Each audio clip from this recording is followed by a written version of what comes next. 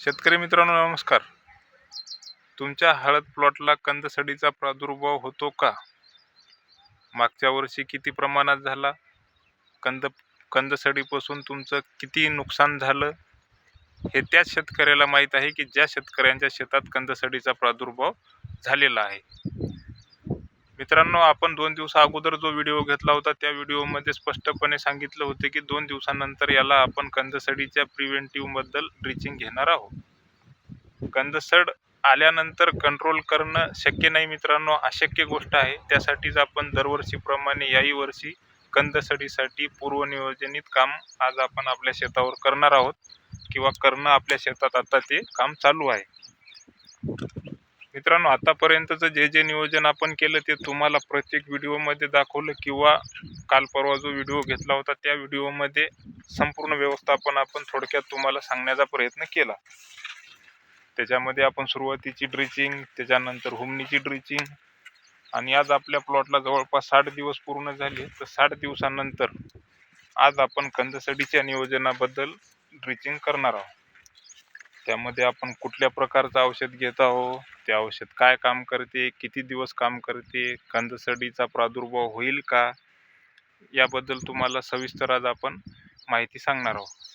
सर्वात पहिले मित्रांनो, आपण कंदसडीसाठी बायोलॉजिकल पद्धतीनं काम करत असतो.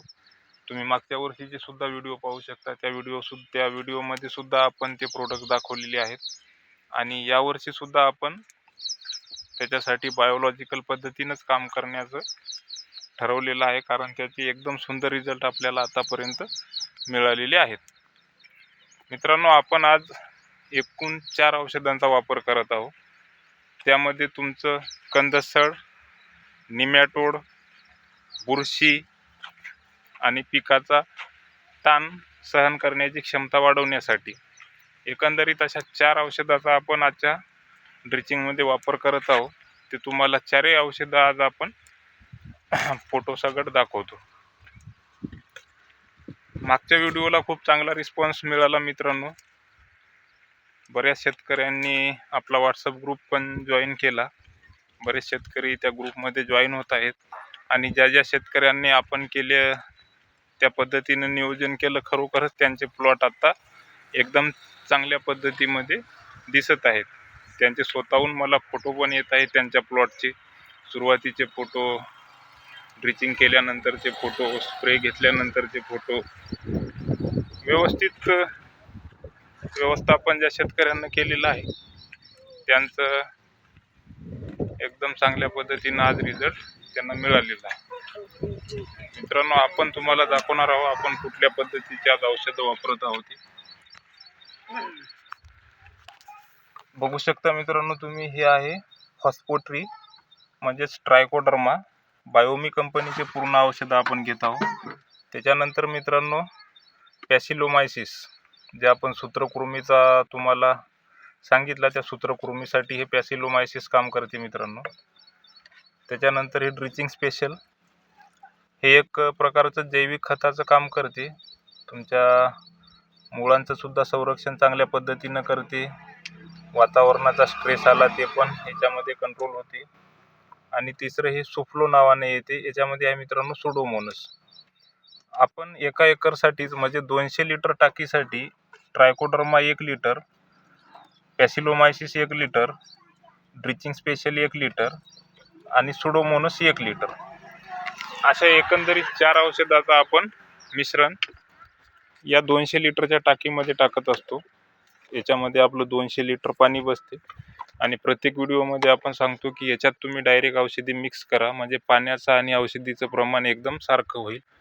आता याच्यात आपण 1-1 लिटर औषध टाकून अशा पद्धतीनं ते पाणी पंपामध्ये घेतो आणि त्याची ड्रिचिंग करत असतो. मित्रांनो, एकंदरीत या 4ही औषधापासून आपल्याला सूत्रकृमीचा प्रादुर्भाव होणार नाही, कंदसडीचा प्रादुर्भाव होणार नाही.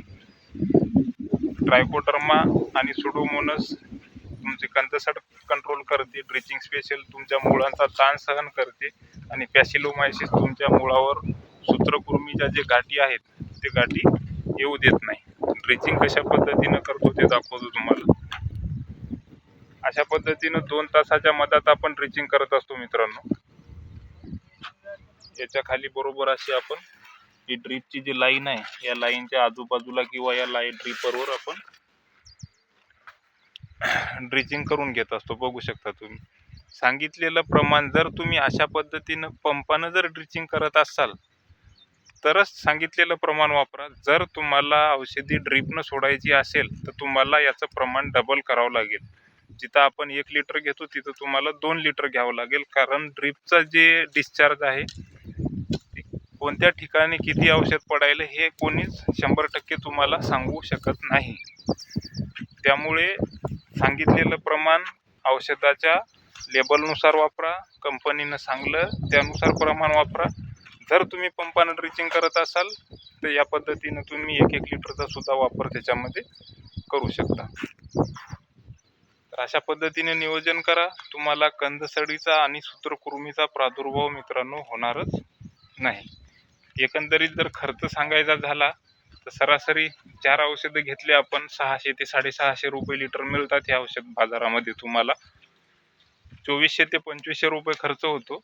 परत तुम्हाला याची ड्रिचिंग करायचं काम नाही. फक्त कंदसडीसाठी जे आता आपण ट्रायकोडर्मा आणि सुडोमोनस घेतलं, इथून बरोबर 1 महिन्याकडे बॅसिलस सबटिलिस आणि सुडोमोनस न विचारता त्याची एक ड्रिचिंग करा. तुमच्या शेतात कंदसड येणार नाही. दुसरी गोष्ट, जर तुमच्या शेतात मित्रांनो पाणी साचत असेल तर त्याला कुठल्याच प्रकारचा विलाज नाही. तुम्ही बायोलॉजिकल पद्धतीनं करू शकता. थोड्याफार प्रमाणामध्ये कंट्रोल येईल. जर पाणी साचत असेल तर तुमची सड शेतामध्ये अटळ आहे. तरी तुमचे काही प्रश्न असतील तर कॉमेंट बॉक्समध्ये विचारू शकता किंवा माझ्या नंबरलाही तुम्ही मेसेज करू शकता. धन्यवाद.